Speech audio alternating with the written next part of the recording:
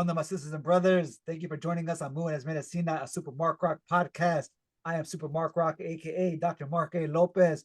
Moving as Medicina is just that, a movimiento, a movement. I am aiming to motivate gente, the people, the community to build healthy habits and rituals by speaking to me, gente, my A1s, mi hermanas, mi hermanos, dope, educated individuals, and exploring their active lifestyles and mental well-being strategies to recognize our collective dopeness in the process.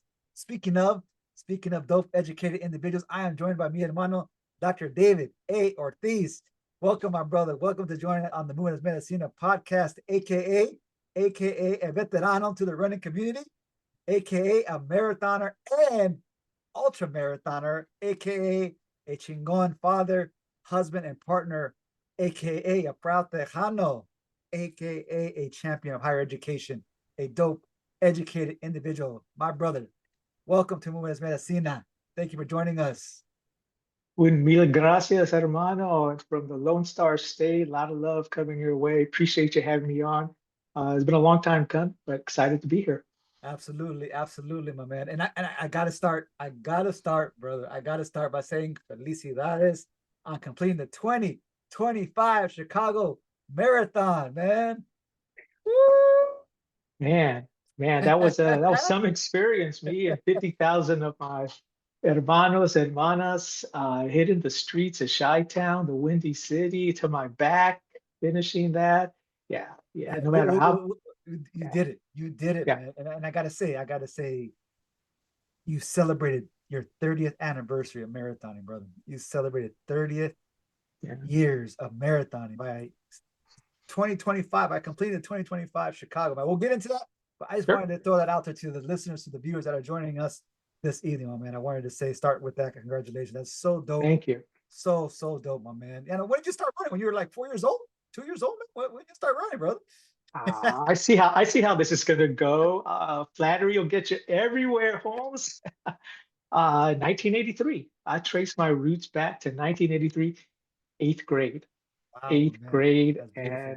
and so what? If you do the math, 42 years, 42 years Híjole. young. Yeah, Híjole, man. yeah. Wow, that's impressive, my man. That's impressive. So, Dr. Ortiz, tell us, what's your story, my man? Who are you? Who is this Tejano brother, bro? Share with us. Yeah, yeah. Well, this is going to sound like a little bit of slice of Americana, but I grew up in a small South Central Texas rural town. Uh, According to the 1980 census, right there when you drove into Lavernia, Texas, it said population like 600 and change. So it was like less than 1,000 people. Uh, Wow. yeah, and we had uh, a blinking red light that cut through the highway in the middle of the city. That was it. So You're being weird for real. look, man, I embellish about a lot of stuff, but I'm not embellishing about this. Now, it was literally a blinking red light in Mm, town, and that was mm. it. And when I was in high school, we finally got a Dairy Queen, and that was the gathering place every Friday night, Every Friday. right? Yeah. But the story begins before blinking lights, and it begins before Dairy Queens. All right. Uh, I grew up in that town. I started with the kindergarten class, graduated high school, all in Lavernia. Mm. But even before that, there's a story before I even got into school, right? Because I was the proud son of Francisco Ortiz, janitor by trade, Mm. and Tomasa Ortiz, factory worker by trade. And I'll get into their story because uh, we can't dissect family and faith and education because it's all going to be a part of the story. That's right. But so while mom and dad were working during the day, a commonplace story for a lot of our people Mm. was being raised during the day by abuelita, right? By granny, by grandma, and who spoke no English, right? She spoke only Spanish except for the few English words she spoke, which were all the bad words. All right. So growing up as a 4.5-year-old, only speaking Spanish and only knowing the English bad words, I I had to learn English to go to So school. not much has changed. Not much has changed. Yeah, pretty much, pretty much. Especially when you get the two of us together, right? Uh, yeah, so I had to learn English, and I learned English and went to school, and so that was my story getting into school, and but when as a part of that story, I said that my dad and my mom worked full time. Uh, and somewhere in those kind of junior high years, I think, I began to realize something. You know, I, I, I remember coming home from school and there was no one there. But this time I could stay by myself. I remember coming Mhm. home from school and my dad, who would started working the night shift at Mm, this custodial for this large company in San Antonio, would leave notes like, food in fridge if hungry or stuff like that. And I remember looking at the notes that were on the fridge, and it hadn't occurred to me the way he was writing. He would mm, say like he would spell food like FUD, or mm, hungry like HUGY. mm. And I just thought, that's my dad. I go, I'm not much of a better speller than he is. I go, it must be in the family. Uh, but as I became more conscious and aware of some of these things and started asking some questions, my mom said, well, dad, he never went to school. And so we need a whole separate podcast, That's right. That's Mark, to right. talk about that. But Yeah. my dad was, the family never put him in a position to go to school, never, not kindergarten, not anything. So Mm, he was self-taught to read, to write, functionally illiterate. Yet this mm, is the same man who would still sit there every morning and read the San Antonio Express newspaper from front to back. Now, whether mm. he understood what he was reading or going through the motions, I'll never know because I Yeah. never asked. Yeah. But he was functionally illiterate, self-taught to read and to write. So there was one half of my parental experience, and the other half I learned later. My mom said, "Well, I made it to the not to be outdone." My mom's like, "Well, I didn't finish school either." I'm like, "What?" And she said, "I made it through about seventh grade because my parents, my mom's side of the family, her parents were migrant workers here in Texas, and they traveled South Texas to pick the cotton in the Mm, field, or throughout the rest of Texas and the Midwest to pick whatever seasonal fruit or vegetable was ripe to be pulled off vines. And we know that that type of migratory lifestyle does not create a well-balanced field for education. So my mom stopped out in middle school, and then I remember years later, uh, when I finally got into school, I was in elementary school. And I remember, I forget which day of the week, let's just call it Thursday nights. Every Thursday night, going to East Central High School down the road from San Antonio and sitting in the back of the room while I had a bunch of coloring books, that my mom gave me, while her and her comadres sat in class at night school to get their GED. So imagine this. Here I am, probably a second, third, or fourth grader, maybe a fifth grader, sitting in the back of this classroom, trying to learn how to color within the lines of these coloring books. And here's my mom trying to learn how to juggle full-time work, a family, in night school. And somewhere along the way, Mark, I'm happy to say I learned to color within the lines, and my mom learned how to juggle all the things that were going on, and finish her schooling and get her high school equivalency degree. And that, again, years later, the whole totality of that finally really uh, came into fruition for me, and I understood it. And I'll tell you where it is, where I understood it. You know, I went off, I graduated from high school.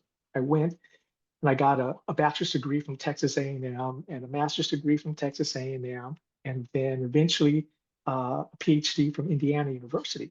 Now, you and I know what it takes to do a dissertation, but we also know what it means to write the acknowledgement page of your dissertation. Okay, so everything had been done. My study was done, it had been approved, I passed everything, and now I was just adding the technical pieces, right? The front page, cover page, and then this acknowledgement page.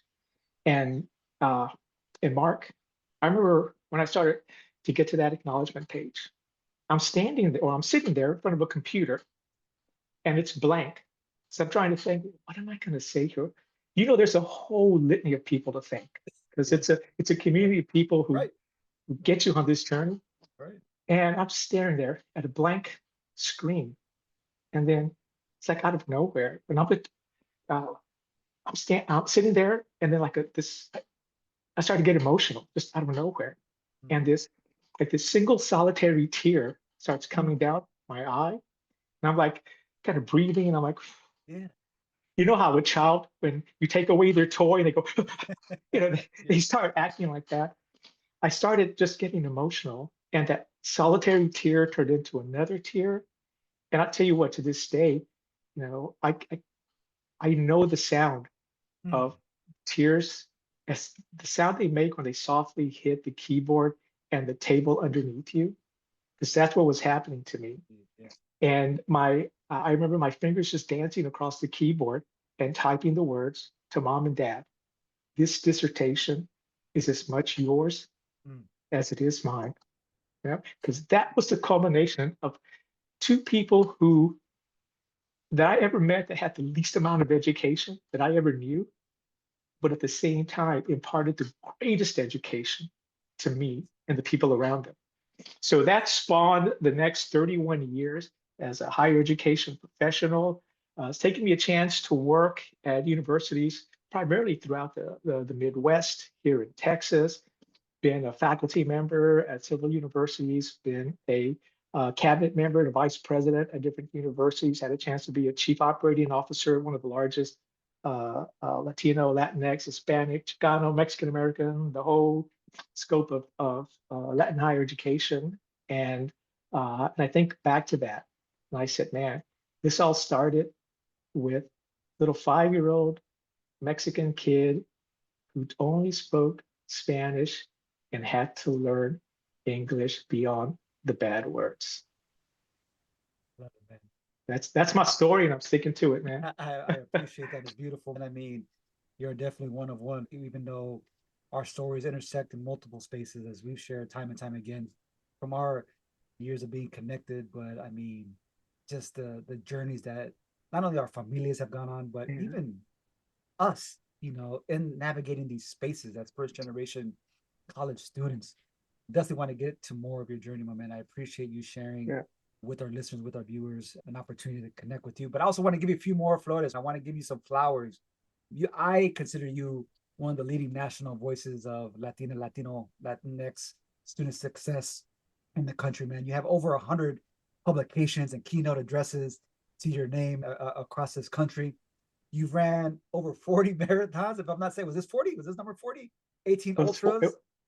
well, forget technical, man. It's 40 marathons, 19 ultras, 16 half marathons, and 5 races between a half marathon and a marathon. But I'm not counting. Not Okay, counting, not counting. I'm not counting. Chingao, man. Yeah, Chingao. That's beautiful. I mean, the impact that you have made, not only for our gente, our raza in education, higher education nationally, but also in the wellness space. And you're definitely a role model in multiple spaces. And I love that about you. You prioritize your wellness, your mental health, your fitness, but also what you've done for our community within education. I mean, I just wanted to give you those flowers, hermano, and just I thank you for all appreciate that it. you've done, man. Absolutely, absolutely. If you don't mind, I do want our guests, our excuse me, our listeners, our viewers, an opportunity to connect with you a bit more. And I appreciate you Oh, sharing the familia side, being Tejano, growing up in Texas. But I want our listeners the opportunity to connect with you on a personal, a bit more of a personal level. So I have some lightning round questions. Nothing ándale, too, yeah, ándale, dale shine, man. Let's go. Come on. that's it. Whatever comes to mind. Yeah. Don't give it too much thought. All right, listo. Yeah. No, but let's do it. All right, my man. All Known right. you for a Yeah. long time, man. So I'm gonna start with this one: Metallica or Iron Maiden? Maiden. Saw them in 1986. First concert ever. Favorite concert? Was that your favorite concert? Actually, my favorite just happened like a year ago. Sammy Hagar. Sammy Dope Hagar. concert. Wow. Okay. It was the 1980s all over again. Awesome, awesome concert. Yeah. Your favorite electric guitarist of all time? Favorite electric guitarist. Eddie Van Halen. I mean, he's the man, Eddie Van Yes, Halen. yeah. Yeah, yeah. Favorite U.S. city? Favorite U.S. city? Livernia.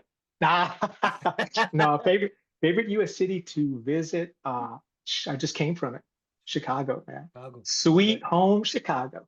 Chicago. Favorite international city? Uh, Favorite international city? I haven't traveled to internationally, but I would say one of the ports, Cozumel, being out there. I mean, it's a place where a lot of people go, but I found it really relaxing and a place to just chill, man. Any of All the right. port cities, love them. Any of the port cities? All right. All right. Yeah, yeah. AM or PM runs? What's your preference? Late night owl PM runs. Yes. All right. Where are you traveling to next? For work, fun, or all the above. Well, I'm doing a traveling tour of marathons here in Texas. I'll be in San Antonio in December for a marathon. I'll be in Houston in January for a marathon. I'll be in Austin in February for a marathon. And then I will be traveling to the wonderful state of Colorado with my gente from Isha Advising for a Hey, fantastic work trip in Colorado. that's right. That's right. That's right. Is the tequila or wine? Yes, you got some? Good Cabernet, man, all the way. Okay. A Okay. good Cabernet with a long finish, as my wife likes to say, a very mouthy finish. So All you can right. taste it. It rests on your lips for a while. Yes. Yes. Yes. Yes. Agree. Agree. Your go-to running essential when running. Like, what do you a must-have with you when you are on a run? Chapstick. Chapstick. All Cha- right. I, yeah, always, Chapstick. always Okay. chapstick. Yeah. Okay. Favorite movie of all time? Favorite movie? Apocalypse Now. Oh man, Great movie. That's a great that's a movie. Yeah. That's a great movie. great Good movie. one. Yeah. Good one. What are you listening to right now? What's in that? What's on the phone? What's in the home playing? What are you listening to? Uh, what I just was listening to recently was it's a band called Salvador. Hmm.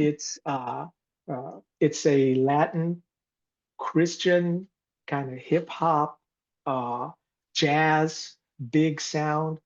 Look them up on Spotify or look them up on your favorite uh, uh, Apple Music. Salvador. I mean, their music is oof. I mean, it's dancing music, All and it's right. uplifting, man.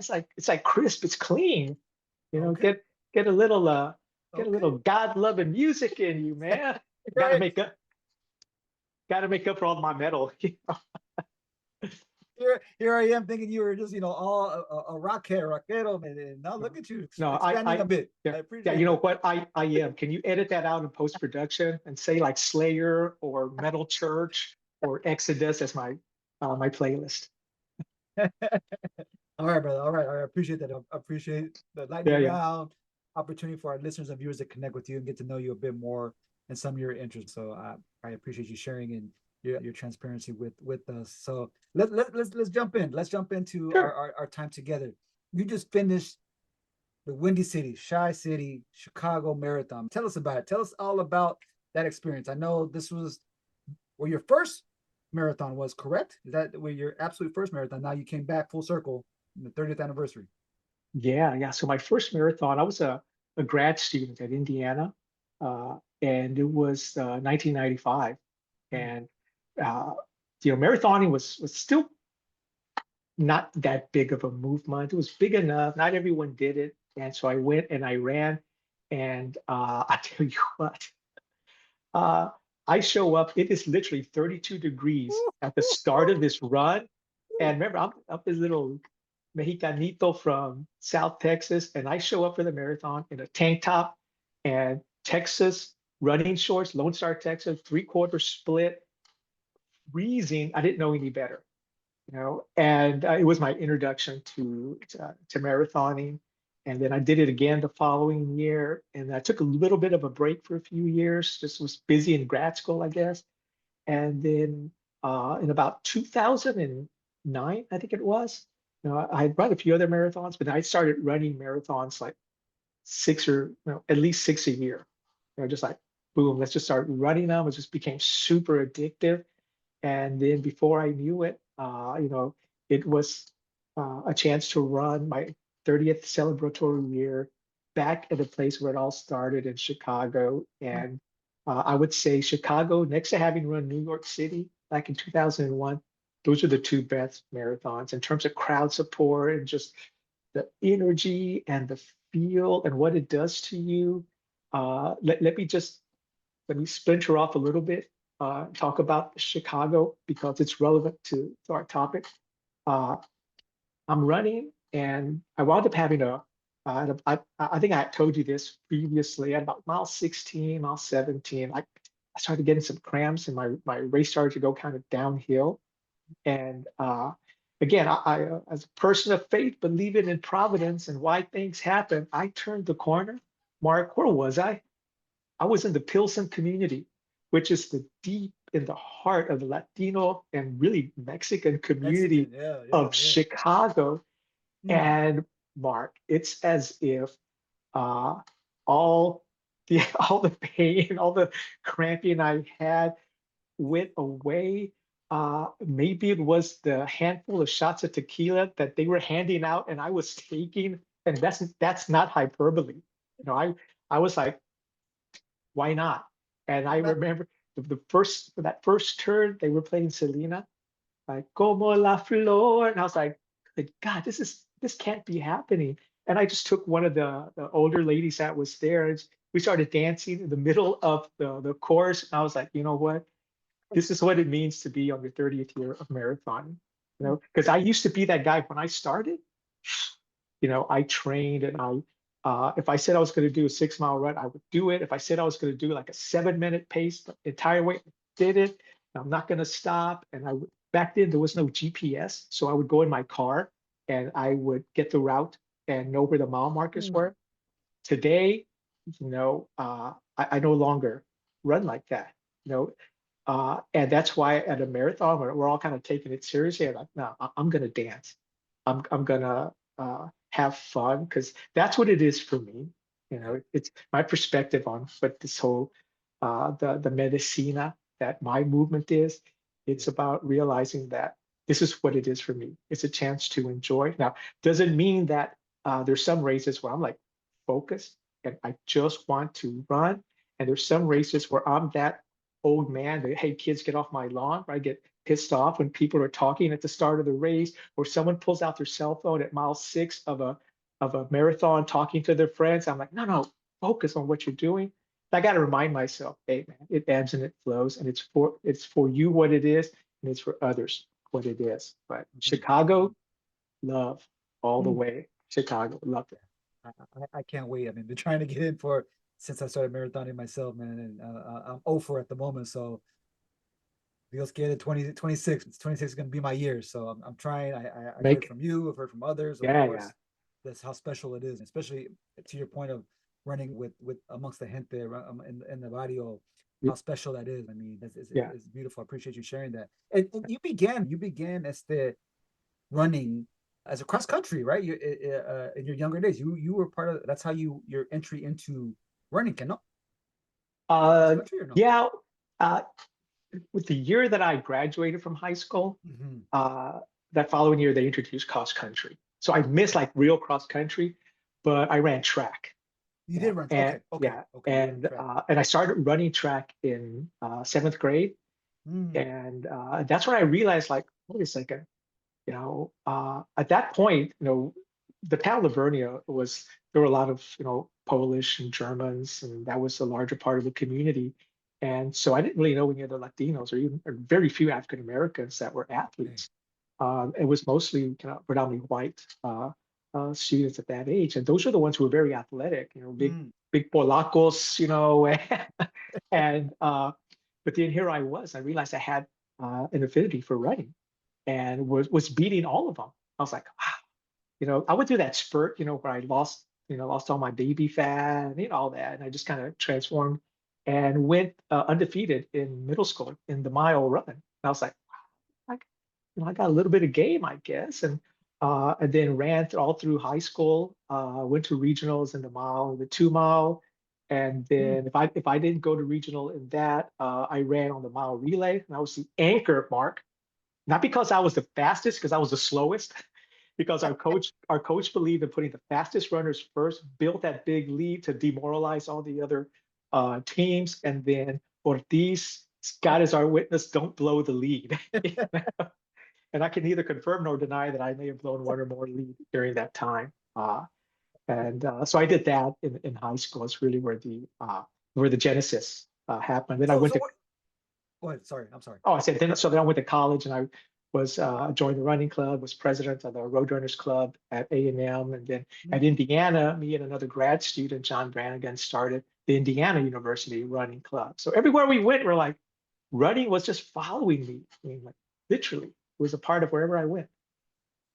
So let me take a step back because I know it started early for you, and when I knew high school, middle school, but what was it for you? Why did you believe that this was the space? Yes, you lost some of the weight early on, of Yeah. course, but it wasn't basketball, it wasn't soccer, football, it wasn't baseball.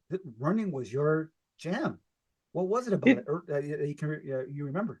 yeah. Well, I still did basketball. I played basketball. I played Okay. tennis. I did all those, but uh, I don't know. Oh man, I'm feeling a good trigger, a good trigger. Uh, I remember it was, I want to say 1982 or 1981. You'll have to Google this and really find the correct response. But it was, I think it was the Boston Marathon, and I was watching it on TV, Mm. and it was Jeff Smith and Rod Dixon.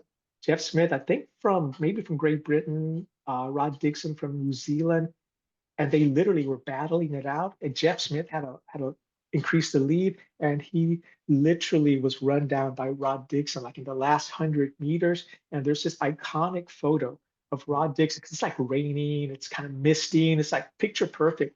There's this iconic photo of Rod Dixon crossing the finish line and falling to his knees like this. And I Mm. was like, what did I just see? It was like electric. And and then a few later that year, uh, I'm forgetting his name now. A Latino, Albert Salazar. That's it. Albert Salazar, uh, in 1983, won the New York City Marathon in a world's record. And so I was like attuned to what was happening at a national level. Mm. And I went. I remember my first pair of running shoes were Dixon Racers after Rod Dixon. And then Mm. I subscribed to Runner's World magazine, which later became Running Times magazine. And I was, when I would go with my grandma to the little pueblita, to literally a general store, I was like, I asked grandma for two magazines. I go, grandma, me compras el Runner's World y me compras Pro Wrestling Illustrated. I was a big wrestling fan, like lucha libre wrestling. Lucha Libre, that's right, that's right. Yeah, because me and my grandma, we'd watch Lucha Libre in Spanish on Yep, yep. Saturday afternoons, and she would get all animated, like, "Mira este cochino, tata, ¿qué está haciendo? What is this madman doing? This dirty player." So to answer your Yeah. question, is there was the running boom was starting to happen in the early Mm. 80s, and that's I think it coalesced with my interests, and I got hooked. Man. I got hooked, and just because again, we didn't have a lot of money. My mom's, broke the bank with like a $35 pair of Rod Dixon running Mm. shoes. That's all I needed, and my Kmart running shorts and one of my Fruit of the Loom t-shirts. Y vámonos. That's all you needed, man. You didn't need any other gear than that.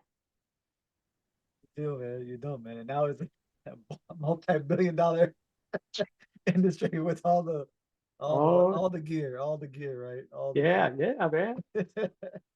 But I appreciate you sharing that. As the I hated this space. I could not stand. I was heavier growing up. I was asthmatic growing up, and it hurt. It did not feel good to run.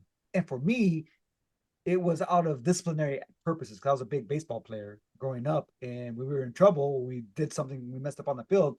Go to a lap, go run to go run to the trees, go shag ball. And it was out of disciplinary, and I just could not stand it. But now, as we've shared time and time again, I can't imagine my life without it.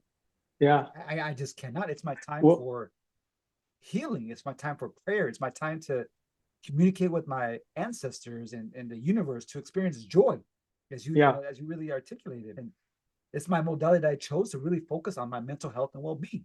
And That's my time. I feel kind of blessed in a lot of ways to have had an insider's view of your transformation through this process. Because there were a few points in your journey that we've had an intersection, and I remember those. I remember my wife Sarah and my daughter Maya and I were. I think it was in. I always remember the dates. I think it was in around September of 2020, and we were. This is kind of still COVID-ish time, Yeah. and we were on our. We have a cabin in southern Colorado, and we were going there because we had to get out. We needed to escape reality and find some fantasy in the Sangre de Cristo Mountains of southern Colorado. Remember, we're driving in Colorado on our way to the cabin, and my phone goes off. I was probably listening to Iron Maiden or Metallica on my Apple Music, and then I go, "It's Mark." I go, "Honey, I'm gonna take this call while I'm driving." And I remember you calling me, and you had just started getting into any. We had talked about it before, and you called me, all weeked out, all kind of like, kind of bummed. And I don't know if you remember this conversation, Oh, I do. because you said, no matter what I do, I'm having trouble, kind of not just staying motivated, but I'm not seeing the return on my training. And basically you're saying, what's happening? I'm stuck like in neutral gear, and I'm not seeing that progress. And I think I had like this really great response that I gave you, unbeknownst to me. We were going through the mountains, and the phone disconnected. We reconnected. And I couldn't remember what to tell you, but what it was for me was like, the impact that something like this, just lacing up shoes and hitting the streets, hitting the trails, hitting the track, it impacts us in so many different ways. And to see what it was doing for you, and I know you were going through transformational phases. I mean, we all do. We can all talk about the role that it plays, and the way that we feel supported by the community and by our own individual journeys. You know, and if I could, can I deviate just a bit? Do I have a second? Absolutely. Because there was you and I talked a couple of months ago, and I said, "Hey, man, don't ask me to be on this Movement as Medicina podcast." All right. I don't know if you remember that either. Like back in June, I I said, do. "Yeah." I was like, I love you, like familia, but I don't want to talk on this thing. And I said, but then I started to think, when you asked here recently, I was like, no, because there's another voice I thought that needed to be heard. And this is not to deride any other concepts of running, but I think you speak so eloquently and with such great passion about the community of running, and the way the community of running, particularly for our Black and Brown brothers, our Indigenous brothers, our Asian brothers and sisters, those that often, uh, you know, aren't introduced to this concept of running. Look, you and I know when we lace up, when we go to a marathon, ain't a whole lot of people that look like you and me racing. There's not, and I don't mean just by skin color, I mean by income tax brackets. Okay, it's a Absolutely. very different audience of people who are doing this. Mhm. So I get the importance of the community. I go, but for me, uh, this running thing is a very singular journey. It's a very much a David journey, a place where I don't let a lot of people into this world, because it's my fortress of solitude, Yeah. if you will. It's that place where I'm like, it's a place where I laugh, I cry, I engineer new ideas, I write grants while I'm running, I write new programs. I think about new innovative things I want to do in the world of work, the things that I have a chance to touch. Very few people, I think in the last 15 years, there's only been a handful of people who I've even gone on a run with, and all but one of them have been my kids. Mm. My uh, all of my kids, and three of them today, we still go on runs. But in the last 15 years, I've only let one other person enter this fortress of asphalt solitude, and that was you, you know? Uh, and I'm like, and I think it was at my insistence. I was like, "You're here in Texas. Let's go for a run." Yeah. And again, Providence. I don't know what you want to call it, but unequivocally, the way it's worked out, you've Yeah. kind of permeated and saturated that domain that I've kind of kept so clingy and close. And the reason is that uh, I just that's my journey, right? Yeah. And for some of us, that's really what it is.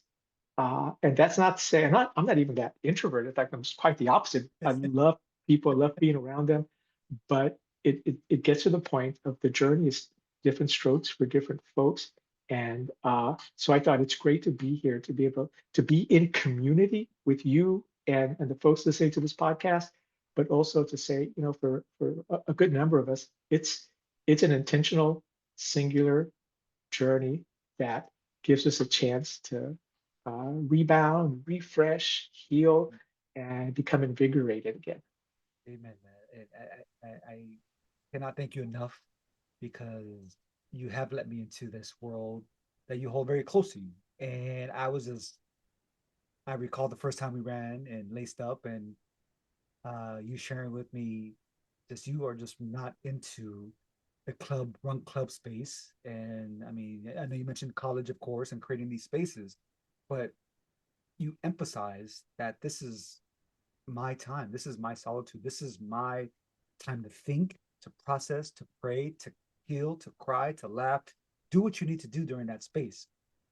And that is something that I do not take for granted or take lightly because I know what that feeling is like being, especially those long hard runs when you're by yourself early morning or late nights when you're training and you have to get these miles in. But what that means to come through, because there are others in spirit with you that are still with us today, but also that have elders and ancestors that have passed on, I believe. And Yeah. this is not something that I take lightly when you have welcomed me into that space for Mm. you, because this is something that I want community, specifically as you mentioned, our Black, Brown, Indigenous, and Asian American brothers and sisters, to experience that feeling of connection, that joy, that sense of just, my goodness, there's no feeling like it. And I'm not even speaking about the running high, the quote unquote, the endorphins, etc., but just the feeling that you mentioned, David, that you are at peace and joy. I think just they intersect, and really just it's a beautiful space that I truly wish I would have discovered earlier on in my life, but it wasn't my time yet. I believe that. But now I just it's my medicina. It's my Yeah. place to heal, my time to pray, my time to laugh, to be in my thoughts, to be in my music, to be just be, to be me. Hmm. So I say all that because I'm just grateful that you've let me in twice. That's right. Twice. I Think forgot about about that Philadelphia run. it. Oh Yes. yeah. Yeah, I mean, Mark, I'm gonna pull back the curtain a bit. Mark and I, I'm in Philadelphia for some work, and he's like, let's go for a run. I'm like, all right, let's do it. The weather was really nice. It was crisp. It was beautiful. What's the river that cuts there? Schuylkill River. Schuylkill River. There you Schuylkill. go. Schuylkill River. Schuylkill, Mhm. beautiful area. And Mark and I were driving. He picks me up at the hotel. We get to the joint where we're going to take off from. And I thought I was like in the 1980s, like let's get physical, workout because Mark's there doing stretches. He's doing all these, downward facing dog yoga moves. He's jumping jacks. And I'm sitting there like, wait, do I need to break out a cigarette or something? How long is this going to take? And you're like, don't you stretch? And I'm like, oh, come on. Like I'm 55 years old. Why am I going to stretch now? Why am I going to stretch? And I think you like, I felt like you actually got kind of mad at me when you were like, dude, you got to take care of yourself. I'm like, look, man, I'm sorry. Sorry. And that's, I think, probably where I started talking to you about, hey, man, I'm a minimalist when it comes to this. You did. You know, I don't stretch. I don't. like I said, I still have the like not Kmart anymore, but like the Target running shorts, or I run in minimalist running shoes, which have almost zero cushion in there. I go, I'm gonna hit the mute button so our listeners and viewers don't hear this because I'm a pro warm up and pre post stretching kind of guy, man. I want our listeners and viewers to listen to this. This is my goodness, man. I'll never forget when you told me that. I was just like, I was taken aback, seriously, taken aback when you said you don't warm up, you don't stretch. Like, look, dude, I felt it. I was like, shit, I think I just pissed him off, man. Because you were like, wait, you don't do what? I'm like, can we just go? I was like, I'm anxious. I'm ready to hop into this and do it. I'm like, can we just go in here? I'm like, oh my God. I go, how tight is that hamstring? Damn it. Can't you just, can't we just go? Yeah. that's right. That's right. And I'm surprised you invited me back to run with you Yeah. again Well, yeah, after that. it was a strategic move, man. Oh my Mm, goodness, man. We had a good time. We had a good yeah. time, man. And had the opportunity to, while we didn't run side by side, but we did run the Houston Marathon together. We Oh, did yeah, yeah, 2 years ago now. yeah. That was the good brother Wendell Hall's first marathon. We were Sweet. there, Yeah. his actual inaugural marathon in his backyard, and you were there represent as well. I know you, that's one that you try to do every year. Great space, great marathon. But yeah, so we've actually rocked out a few times. Been looking forward to. I know you've been trying to get me into Austin, that nice hilly course in Austin. Oh man, it's one of the people don't think Texas. It was hard. It's a hard course, but it's my favorite in terms of like just Austin. I mean, Austin is it's a rarity. The type of course and how fun it is, and it's a big party afterwards. Oh, Right, love it, right, love. man. I got Philadelphia in my scope too, man. Okay, I know you're I got a place to stay when I get out absolutely, there. absolutely, yeah. But it's on the Let's radar. plan. Let's plan. Yeah. Maybe possibly 26, man. But Este, I want to ask you, man. I want to ask you. I know you mentioned early on in our conversation about when we show up in these spaces, we look around. I mean, this space is not new to our gente. I mean, it's in our blood. It's in our DNA. Our ancestors are runners. Whether it's Aramuri, Tarahumara, the indigenous of Mexico, number of communities practiced running as in their communities. And we look around these spaces and we're far and few between, whether it is because of the access issue, whether it is a number of factors. We'll leave it at that, a number of factors. But I strongly Yeah. believe that representation matters in these spaces as a Chicano, as a brown man, as an educator, as a movement enthusiast, that we belong running, cycling, yoga, strength training, hiking, that we belong in these spaces. I believe that representation is huge in both in fitness and education, as we are a handful, as we are both in higher education. Yeah. How do you show up as a role model? And I believe you are, and I say this with intention, you are a role model in both spaces, for especially for those that are coming up in higher education as scholars, as practitioners, as aspiring administrators, but also as a seasoned runner, marathoner, ultra marathoner. How do you show up as a role model in these spaces? Well, one of the real practical examples I can offer you is as I have moved around and have worked in different positions, what has become the regular calling card that I ask of a search committee when I am going to that campus. I say, look, I'm going to be up, and you know me, I'm not a morning runner. But I say I'm going to be up at 6 a.m. for a run. I go, who can you have at that run with me? And I'll first ask, can you have students in there? I'd like for you to ask some of the students to be in that. And I will specifically point out, can you have a diverse representation of students? Mm-hmm. So I've done that in the past. Show up for a campus visit, and as part of that visit, integrate a morning run. Now, Mm. there's been some spaces where they've told me no, and it's because they get locked into this idea of this Western idea of equity in the job search, and they go, well, if we let you have that, then it's not going to be fair to the other candidates. And I'm like, and I'm a little bit at a loss for that. I mean, I understand this idea of schedules need to look equitable, this or that. And I'm like, okay, then why don't you ask your other candidates, put this on the schedule for them to have time outside of a classroom, outside of a presentation space. Ask them to walk the campus, have them do a walking tour, have them do something that takes them from a space that's not your typical place you're going to be during a campus visit. Like, well, why can't you change your process? Because otherwise, you're not going to expose the students to this type of adventure. So that's one of the things I do to try and be out there. And then other things, take advantage of uh, when that space presents itself. So many years ago, I went to a TRIO conference with the Council of Opportunity and Education, Yes, and it was yes. here in San Antonio, and they were doing a 5K, and I'm like, well, I got to support. I got to support. And I went out there and Mark, it was awesome. We ran around San Antonio city blocks and just running with people who weren't runners, but we were there to support each other. It was fun.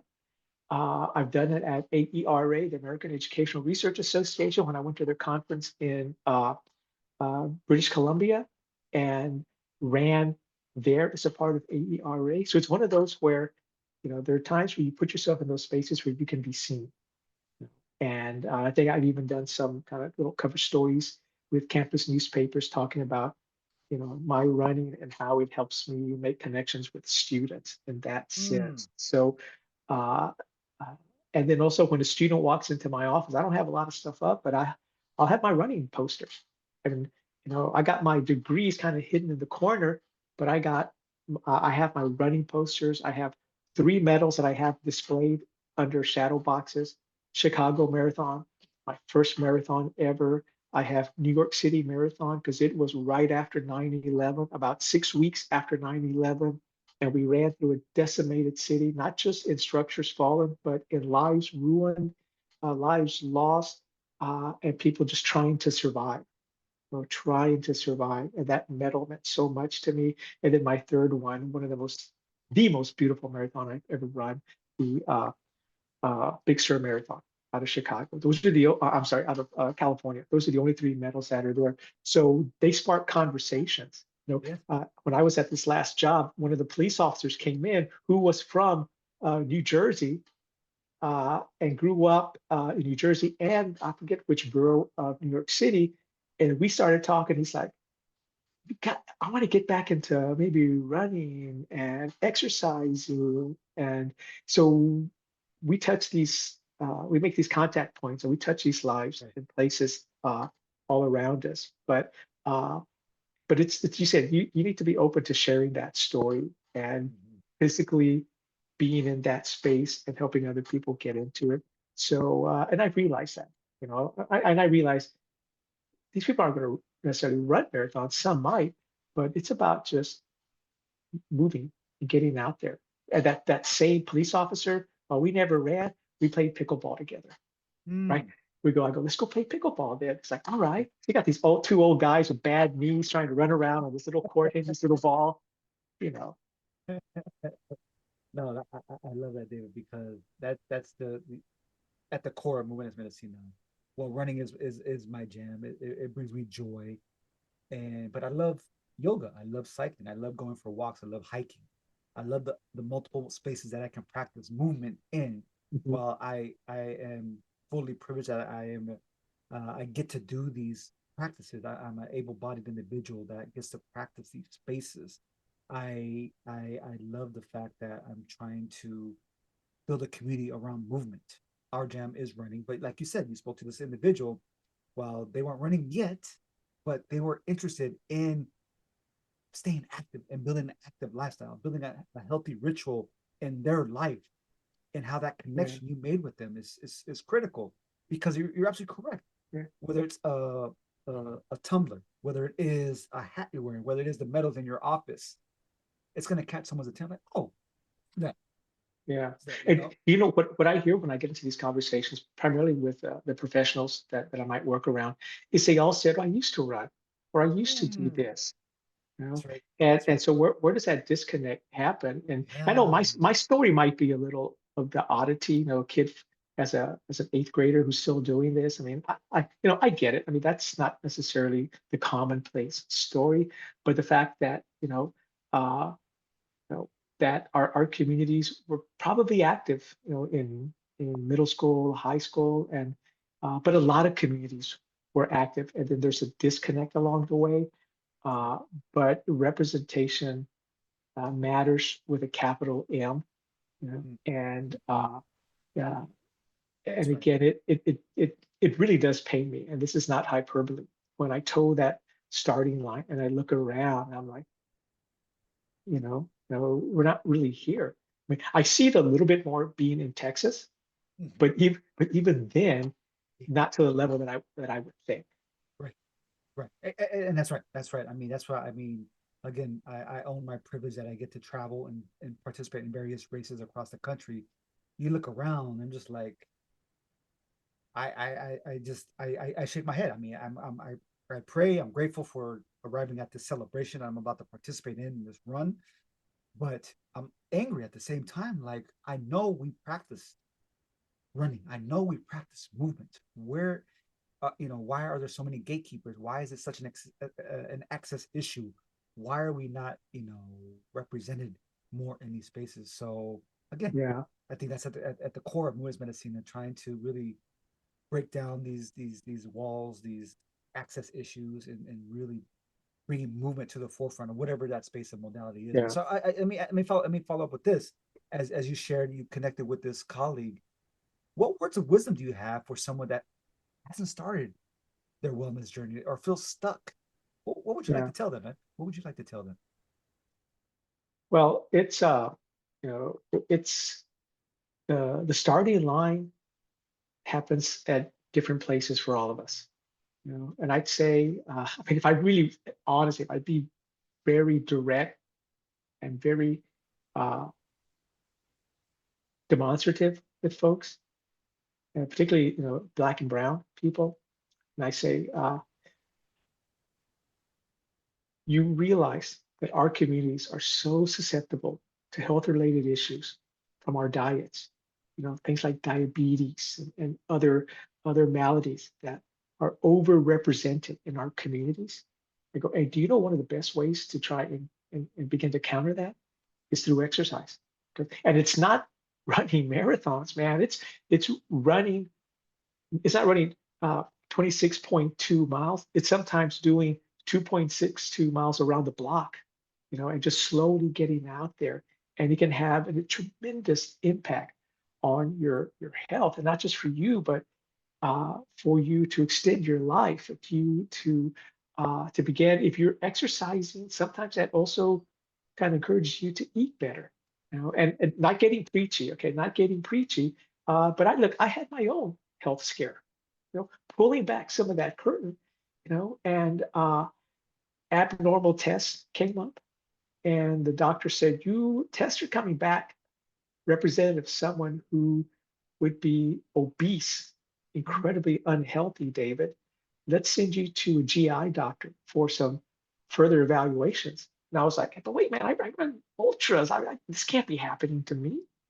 And I remember seeing the GI doctor, and he said, let's try and manage this by taking out some of the food and he said that Mexicans eat. The diet is predisposes you to all sorts of liver issues, all sorts of health issues. And I was like, okay, my movement was medicina only so far in that case. You had Right. to compound it with changes in Right. diet, this or that. And for me, I guess my daughter Maya was probably about 2, 3 years old at the time. And I'm an older father. I had her when I was in my early 40s. And I was like, well, dang, if I really want to be around for this little angel of my life, let's talk about it. So the movement is medicina idea triggers a whole avalanche of other things that we should be doing in our lives. It becomes just an excuse to talk to people about, look at your overall health, look at your overall wellness. And you're right. I mean, movement is my jam. It's the moxie in my step, but it's not for everybody. man. And I get that. I know people who are hardcore cyclists. I could never do that. I'm not built for that. I don't want that. I can't afford that. But find what works for you, right? So this idea about this dopey little guy running marathons becomes an afterthought, and it's more about who are we? And honestly, we had deeper conversations. You know, so this idea of wellness and mental health uh, is it's bridged by this first conversation of, oh, what's that medal for? You ran a marathon? Like, yeah, I used to run too. Oh, really? Dot dot dot. When was your last checkup? You know, have you had a colonoscopy? What are your PSA levels like? Uh, and they're like, yeah, I can't believe we're having this conversation. I'm like, you know, we don't talk about these things, particularly as men of color. We don't normalize conversations about doctor's visits, you know, about uh, all sorts of other maladies that we face. We just we don't. we, we don't, my man. That's what I love about my village. Some of my closest friends, we hold each other accountable. I mean, we're of an age and a demographic that why haven't we scheduled that appointment? Hey, I just did mine. Where are you all at? Why haven't you done Yeah, so? Normalizing those conversations to your point, normalizing therapy, mental health practices. Another piece that we just do not, especially as Mexicano men, as Chicano men. Dios mío, that's yeah, just a taboo topic. yeah, Growing up, the way where we come from, man, and normalizing those conversations as well, because that silent killer of stress, of depression, of anxiety, of yeah. wait, man, Yeah, it's again, at the risk of, you know, uh, being too honest, and I think I'm trying to remember. I think it was you maybe that I said this to just last week or sometime about like me experiencing, unbeknownst to me, a panic attack. Like, I don't remember who I was talking to, and I told him, I said, "Man, we need to normalize being able to talk about this because I had no idea what was happening to me, I just realized I was like hyperventilating. I got very hot. I was walking on campus, and I was like, all right, I can't let anyone see me like this. My first thought was like, I have to mask what I'm going right, through and right, try to understand why this is. Oh, I knew why it was happening. I think I was having some mad, crazy board meetings and other things, and it was just so much going on. Higher education went through a little bit of stuff in the spring, a little bit, right? a We went little through a bit. little bit of stuff, and I tell people quintessentially the most stressful time of my entire life in higher education, 31 years. And and so experiencing something like that and being able to normalize talking to someone and being able to embrace it and not run away from it, and for me, I mean, it was a one-off, and I get that, but for a lot of us, it's not a one-off. It's something that we deal with on a daily basis. And these type. I mean, we just ended with Suicide Awareness Week maybe 2 weeks ago. And the common phrase, "Have you reached out to someone?" So uh, do we use this concept of movement as medicine as an excuse, at the very least, to reach out to someone and to do the check-in? Hey man, what's up? How you doing? Anything new? That's right. And just talk. Just talk. You might be surprised the responses you get when you ask the questions. That's right. That's right. And I think that was probably the biggest lesson for me coming out of the pandemic is the life is so precious and not guaranteed. As we know this, but if someone crosses my heart today, I'm gonna reach out. May have not talked to them 20, 25 years, 6 months. You crossed my heart today. Hey, just thinking about you. You came across. Hope you're well. It's all simple as that. Or an email. Hey, you came across my feed today on LinkedIn or social media Yeah, platform. Just reaching out. Hope you and the family are good. But just again, it's just yeah. that simple gesture of checking in. I think it, And you see, I believe there's an art form to that. And let me explain that. please, please. Because I do that with some regularity with folks. And but I try and do it when I send that message. It's often a text message. That's the easiest thing to do. And I try to construct it. Sometimes I will stress over my own construction of the check-in, because how many times do we get that text or that check-in and it's to ask a favor, or there's an ask somewhere in there, and I think that's, we're conditioned to think, oh, well, what does Mark want? And he's reaching out to me. What does David want? What does, whomever want? Uh, and then sometimes people initially, when I do this to new people, whether mentoring or just, friending, they're like, okay. And they're like, I know on the other end they're waiting for it. So what else is he gonna ask? And I'm just like, I was like literally thinking about you. Hope you're fine. I'm doing great. I go, no need to reply.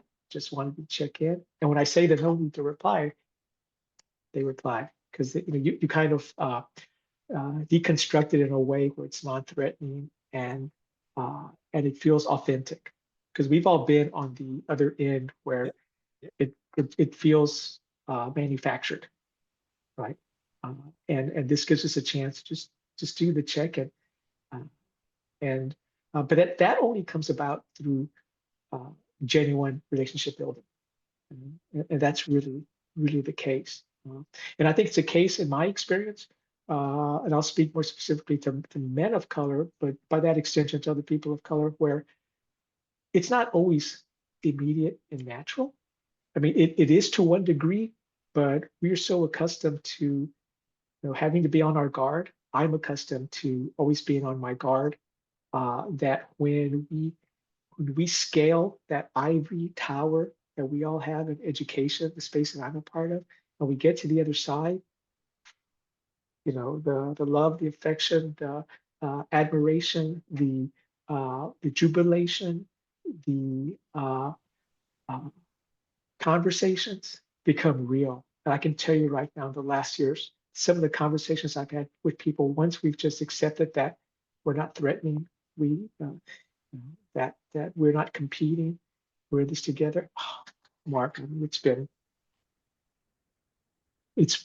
it's been a Simply having those conversations and having a dialogue about this is we're in this work together. We're building community for the betterment of our students, for our campus community together. We're not threatening. We're not here to take your job. We're here to do work and work alongside so we can uplift the students for our campus. It's powerful. It's yeah, powerful. We've been at this for a while. Both yeah. you and I, we've been at this for a while. And we've But seen multiple well, spaces that don't support that. yeah, and we what we do and why we do it is because we pay it forward. Yeah. I mean, think of the people in our lives who have helped us get to where we are today, and I could say they've been a myriad of people. Yes. My first real mentor in this field was this ominous statue-esque tall white male who had this uh, very generous streak about him, but he was super intimidating. Mm. Uh, and he shared things with me that no one else would tell me, and he was like really honest about things. And he guided me. I met him. He was one of my mentors in graduate school as a master's student. And he followed me throughout my graduate career, my Mm. professional career. And I remember I was at a conference at NASPA, the National Association of Student Personal Administrators, although they don't go by that moniker anymore, but they go with Or, that brand. And I was presenting my dissertation finding just as a presentation. And I'm halfway through my presentation in the room, and then he walks in. He walks in at the back of the room, right at my line of sight. And I forgot what I was doing for like 3 seconds. I was like, he's here. What do I do? I mm. was just, and I was like, wait, he's here to support me. And so there've been people in our lives that have been there. And so the answer to the question that we give is that, yes, I will be there for you. Even if you don't think you need me, you may not need me today, Today. tomorrow, but maybe that year from now, a couple of months from now. And it's not just to be a reference, it's to maybe talk you through Mm. what you're going through. Mm. And then the beauty of that, I'll tell you, this is the beauty, is when that person becomes your rock. When they get to the point where you're calling on them for some ideas, suggestions, the dreaded, hey, you got a minute? I need to talk. That's the full circle of this payment forward. Right. Amen, man. Amen. I love it. I love that. I want to ask you, David, you've seen my transformation. You've seen me go through this journey of one that I call healing, of one that I continue to participate and practice actively. And through that healing with others, created this community of Movement as Medicina. What comes to mind for you when you hear as well as see Movement as Medicina? Being in this space for a minute now, and being and practicing an active lifestyle and being affiliated with a number of wellness spaces. What comes to mind when you hear or see this? I think of another phrase when I see this that's complementary, uh, and that's in the ultra running community, because I've been running ultras now for about, I guess, 13 years. No, no, no. Yeah, 13. Yeah, 13 years. It took me a while to figure out what ultra running is and what it was not. Mm-hmm. And there's a phrase that we use in ultra running, and it's relentless forward progress. Mm. And I think for me, that movement as medicina speaks very, uh, very much to that concept of uh, we just got to keep moving forward. When we're tired, that means you just take maybe shorter steps. You know, when we're sleepy, you take a quick nap, but then you keep going. You know, whatever those obstacles are in front of you, you there's a way to surpass it. When you see or you speak the words "I can't," think about it in terms of being written in pencil and simply erase the apostrophe and the T into "I can." You know, and I think there's a sense of positivity. I think there's a sense of fun. I mean, that's not, I mean, our conversation's been like so serious. It's like, oh, but at the end of the day, I mean, my gosh, it's something fun about it, you know? To laugh is to liberate, you know, to run is to feel the breeze in our hair for some of us, not you and I so much, Orale, orale. right? Not you and I so much, but for other people, right? It's, you know, there's something liberating about it. See, I do this thing when I run in my movement. When I come to a bridge, 99 out of 10 times, if I'm on a training run, I just stop and I walk a bridge. I don't know why. I just there's something about walking over a bridge, and I try not to think too much about it. I'm not that deep of a thinker in many senses, but when I think about it, it's like for some reason I always walk over a bridge, and maybe there is something metaphoric about that. You know, to walk over a bridge, you know, is to get to over, it's to go over some obstacle or barrier that's below us. But we as individuals, as a society, as individuals have understood the concept of bridge building. You know, and I think that movement has made us, you know, that relentless forward progress. It's about building bridges. And you're right, it's not just about running. And we dominate this conversation with the best sport ever, running. But you know, but if you do what you do and do it to your enjoyment and have fun, uh, you know, I think that's what it comes down to is, you know, to know that you can and have fun along the way. You know, and I discovered this. And I wasn't going to talk about this because it's not. When I was in grad school, I told you, you know, at Indiana, I was always very serious about my running and everything was regimented. But maybe it's just right around the time I ran my first marathon. I joined the Hash House Harriers, right? And it is the best way to describe it is they're a drinking club with a running problem, right? So everyone runs and like uh,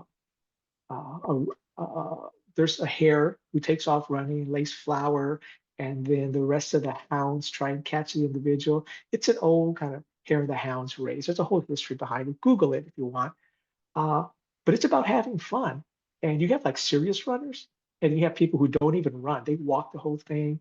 People get rewarded for cheating and cutting the course and finding the end of the trail where there's beer, a keg of beer, or cases of beer, or water, whatever you're going to drink. There are obstacles set up in the course to slow down the fastest runners. And it's just a lot of fun. And I think for me, I changed my perspective on running. I just realized, hey, you know what? This should be fun, and movement should be fun, you know. And I think that's what I think of. I think about, uh, you know, that it's full of energy, that it's hype. Whenever you go right now, I challenge everyone to go to the hashtag movement as Medicina, and I bet 10 out of the 10 tags that are on there are people running and having fun and celebrating and, just having a good time. I mean, that mark is my 5-minute response to what do I think of when I see movement as Oh medicine. man, I appreciate that. I could not agree with you more. I mean, it is about the joy and being intentional about experiencing joy, whatever modality that you choose. Ours, as again, as we mentioned, it is running, but there are other modalities that people choose that are part of this community and really motivating individuals to Mm, practice an active lifestyle, yeah. but while prioritizing their mental well-being, their mental health in the process. That not to push that to the side because it's a holistic approach that we're trying to encourage individuals to take into consideration. But Yeah. it And really is one of joy. and what I'd say with that is it's also step out or a step back. And as we're encouraging the fun and the joy, uh, and maybe this is the competitive part of me that says, hey, do you ever think about running a 10K and have fun with it? I'm not going to say who this person is, but I have a friend now who, at the age of, I think he's 56, he started running, and it was out of health. Yeah, he was gordito. I'm Mm, gordito. I went to college with him, and in the past year, he has started running, and I mean, he's transformed into his Adonis-like figure now, yes, yes. posting pictures with his shirt off and being proud, or his sweaty pictures. And maybe a year or two older than me, I mean, he's running, 9-minute miles and he's having fun. And I'm like, inside of us is always this potential. If we didn't know it, if we didn't ask the right question, we would never get the right answer. Right. That's right. So my point is go out there, and if you're walking, walk and enjoy it. Or walk fast and enjoy it.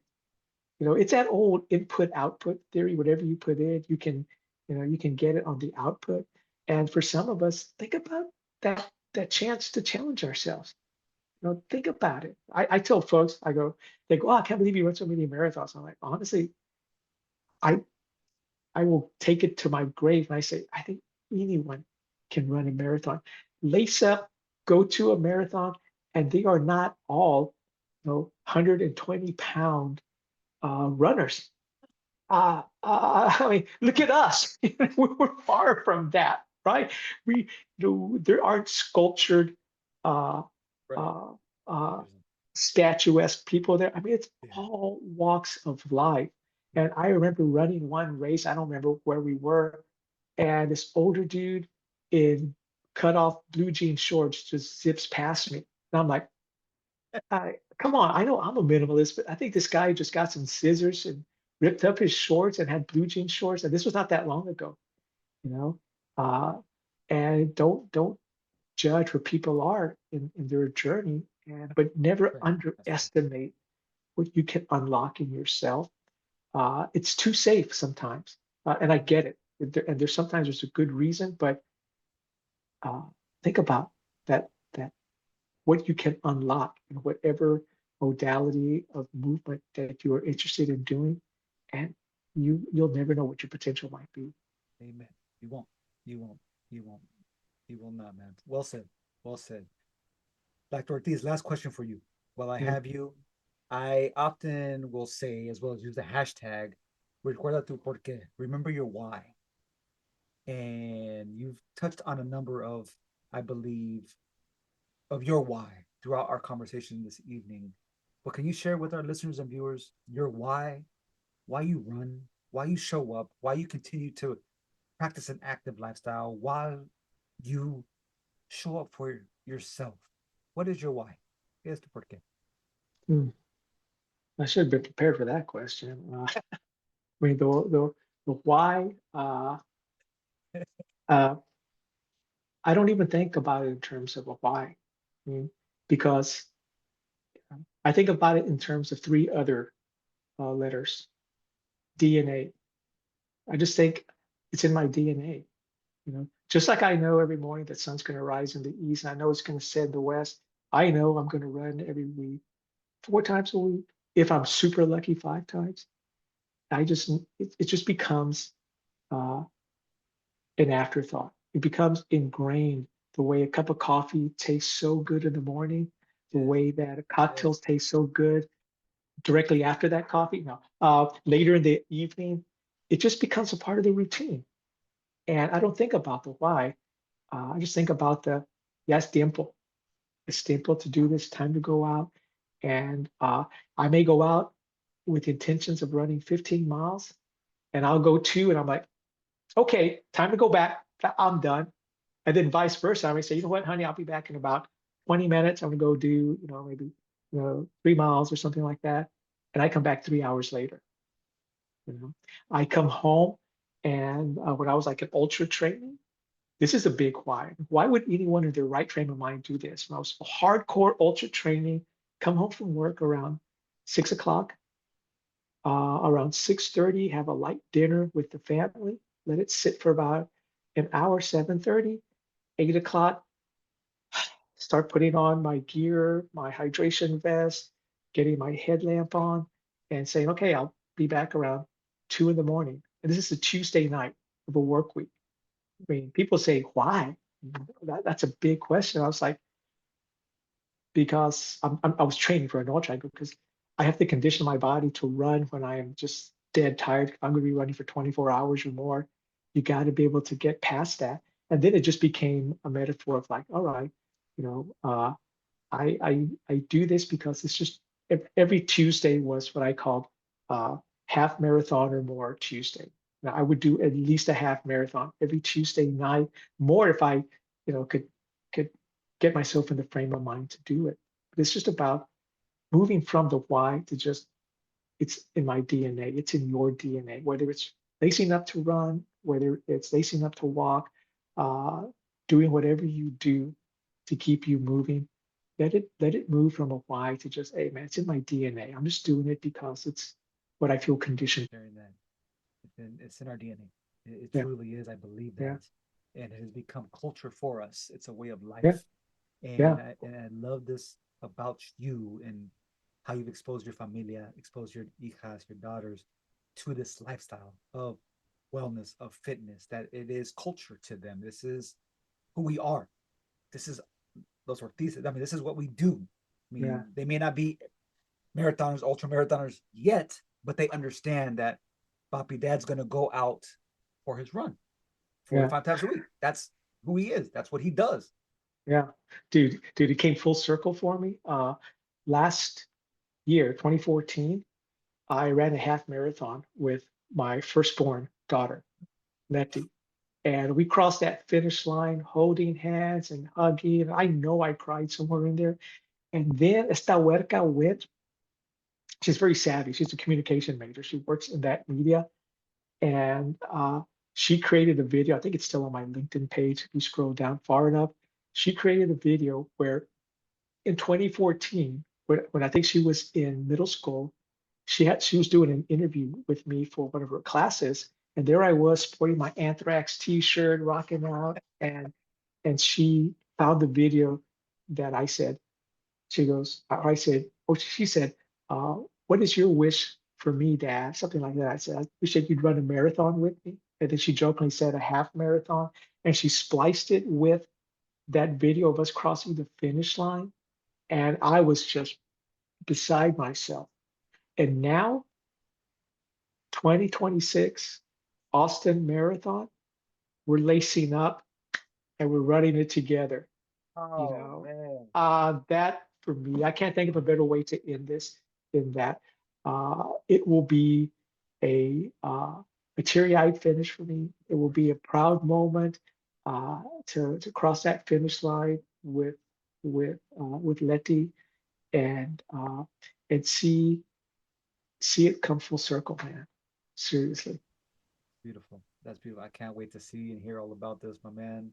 Dr. David A. Ortiz, muchísimas gracias for the conversation, for your insight, for sharing with the listeners, the viewers, a bit about you and your journey, man.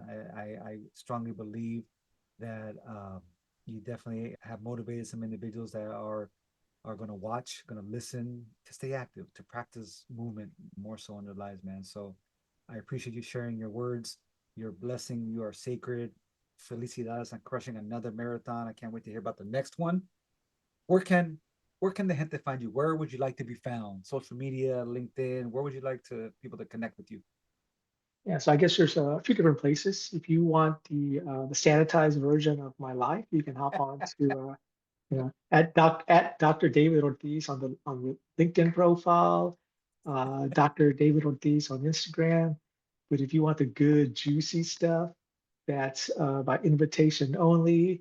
Shout out on Instagram at Runner Doctor, Runner Dr, Runner Doctor, and just put in your request. Mark Lopez sent me.